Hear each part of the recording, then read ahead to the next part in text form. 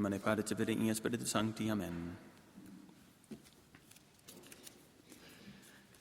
So today, the feast of Saint Francis of Assisi, one of the more popular saints, even in the world, kind of famous for his, birds and deer and animals and so on.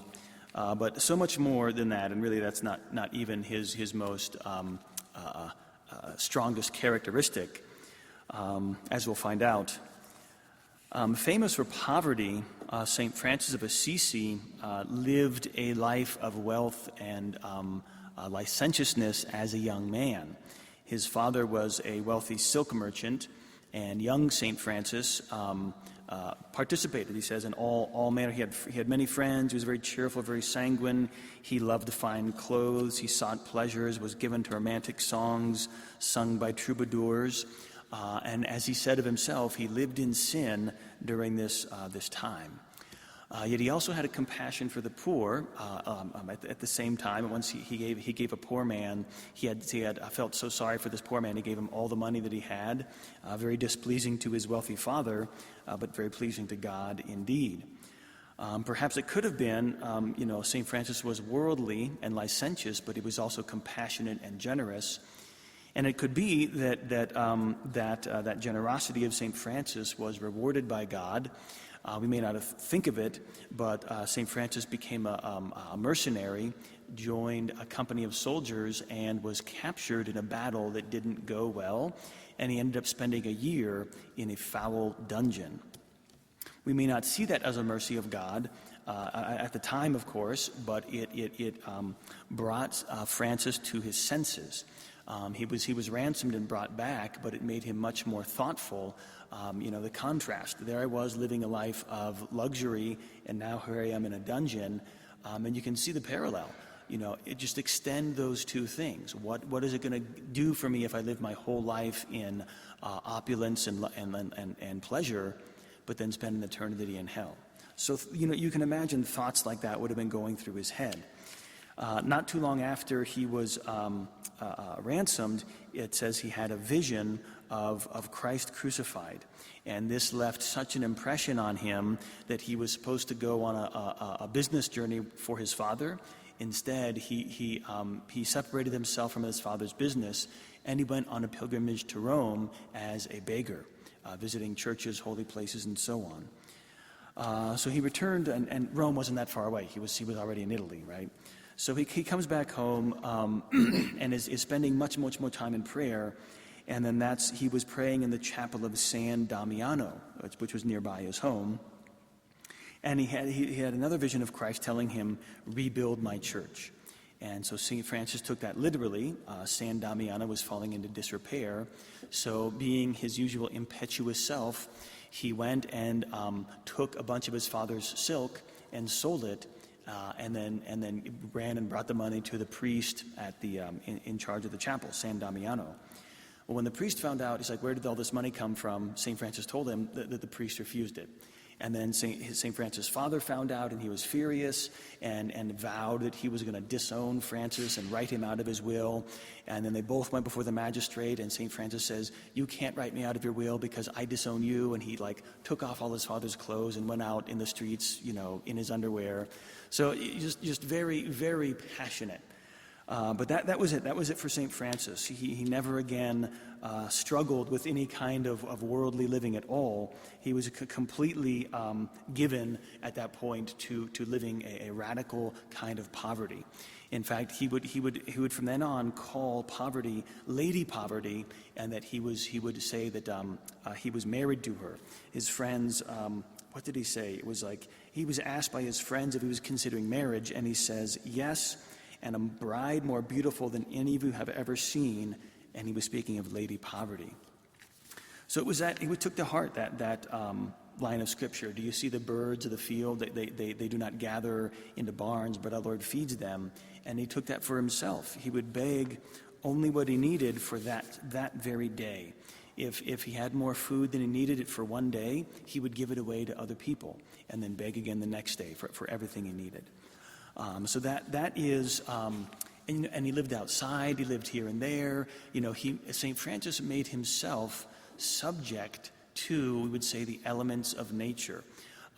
He lived outside. He oftentimes went very hungry.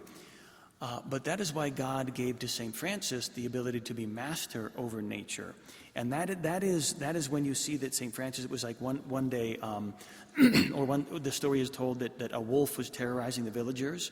Well, St. Francis went and he made a deal with the wolf, and he told the villagers, if you will leave food for the wolf, he'll leave you alone. And it happened.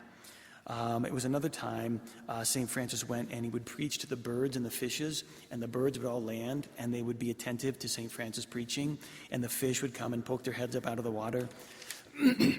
That was God showing that he can give to man power over nature, as it says in Scripture. Who is this that even the winds and the sea obey him? So when you see that, when you see those cutesy little statues of St. Francis and all the birds and everything, that's showing that God is master of nature, and God can share that power with anybody he wants. But he's only going to share it with people who themselves are like Christ, who make themselves subject to all. That's when God is going to give that power to other people. So that would be the lesson we would want to take from St. Francis in that regards. I think it was by the time of 1209, 4 years after his radical conversion, Francis had 11 followers and was realizing God wanted him to do more than to repair one church. He felt called to preach. But in those times, you could not preach unless you had a commission to preach. So Francis went to Rome to ask, I think it was Pope Innocent III at the time, to give him permission to a preaching license, you would say. The Pope was hesitant, but then he had that famous dream that very night. He saw the church buckling and collapsing, and Francis was buttressing it up with his own person. And so after that vision, Pope Innocent gave him full permission to preach and fully established the order of the Franciscans. And the church at that time was undergoing terrible difficulties, heresies, corruption among the bishops, poor catechism, much like today. Things don't change much. The order grew rapidly after that. St. Francis attracted many followers, men and women, Clare of Assisi, who founded the order for women, and so on. I think it was, maybe 10 years after this, he had something like 20,000 Franciscans had joined his order, and he had to appoint superiors for France, Germany, Hungary, and Spain, not just for Italy. Francis, for his part, he just wanted to be poor and small, but he also wanted to spread the joy of Christ everywhere. It would be interesting to note, too, that St. Francis of Assisi only ever remained a deacon. He never became a priest. So he could never feel, you would say, worthy enough to actually become a priest and to celebrate Mass, so he never did. He only ever stayed a deacon his whole entire life. In the fraternity of St. Peter, St. Francis grew up, and I heard this from a talk given by a Franciscan a few years ago. St. Francis grew up in Italy, where in that one small region of Italy, they said a Mass like no other. It was an old Mass from Rome, very ancient, which very few people said anymore at that time.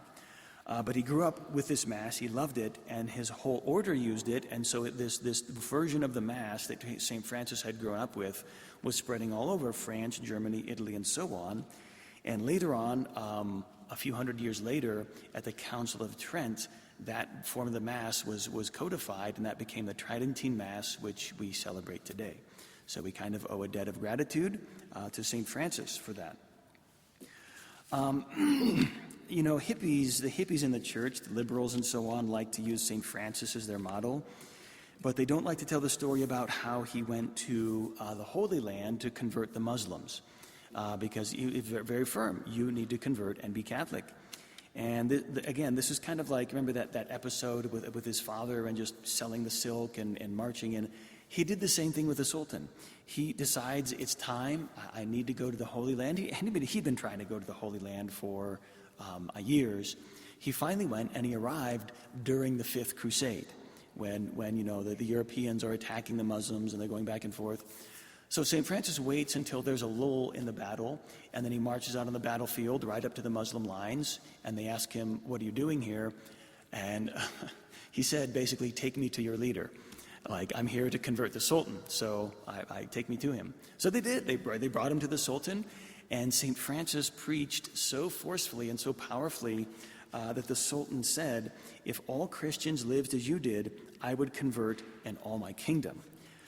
And in fact, it seems that the Sultan was actually personally convinced, but said that if he converted to the faith, that both he and St. Francis would be murdered.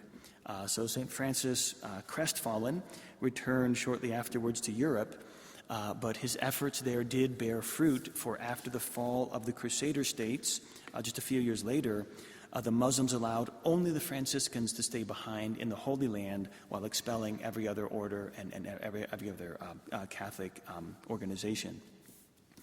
And while there in the Holy Land, Francis made a pilgrimage to Jerusalem, and he was so moved at seeing the birthplace of our Lord that he began a new tradition in the church, which was that of building a nativity scene every Christmas.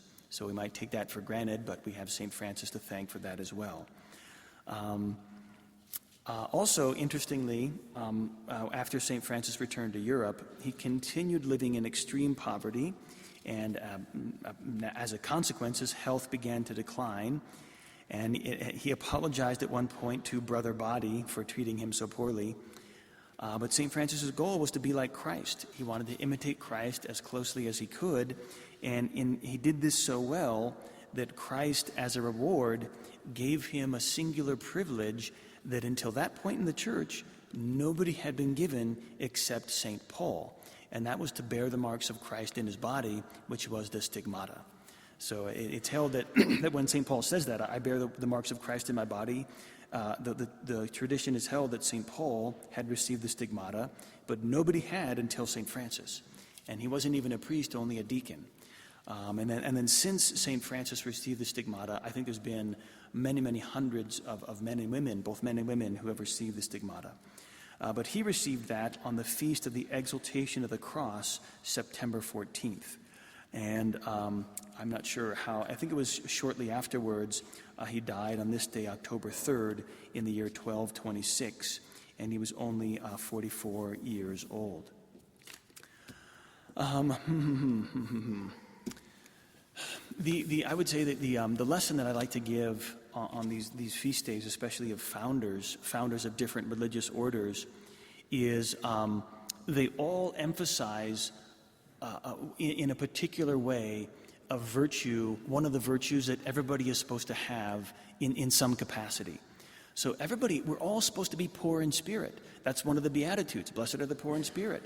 We are all supposed to have that, something of that. And so the Franciscans live that heroically, that they might be an example, that when we try to make excuses for ourselves, oh, I don't have enough, or oh, I'm poor, that we can look to the Franciscans and say, there's our example. It is possible to live in poverty. I mean, whether they do that well or poorly, that's their mission, that they're supposed to do that. And so we can take that. We can take the idea of Franciscan poverty and apply it to ourselves and ask, okay, if I don't have what we need from one day to the next, that's okay. The Franciscans live their entire lives that way. And especially these days, I would say the poverty that we should be okay with having is spiritual poverty. Not the kind of spiritual poverty of those who do not know the faith, who are outside of the church, who don't have grace. That's a real spiritual poverty. But I mean, like, I've said this before. What about the Latin Mass? What if we don't have access to the traditional sacraments? That's a challenge and that's a hardship and that is a poverty, but that's something that God is not ignorant of. He's aware of that. He knows that these things can happen, and he's going to take care of us. How many days, how many weeks or months do we think that St. Francis and his followers went cold or hungry or without shelter, and God took care of them?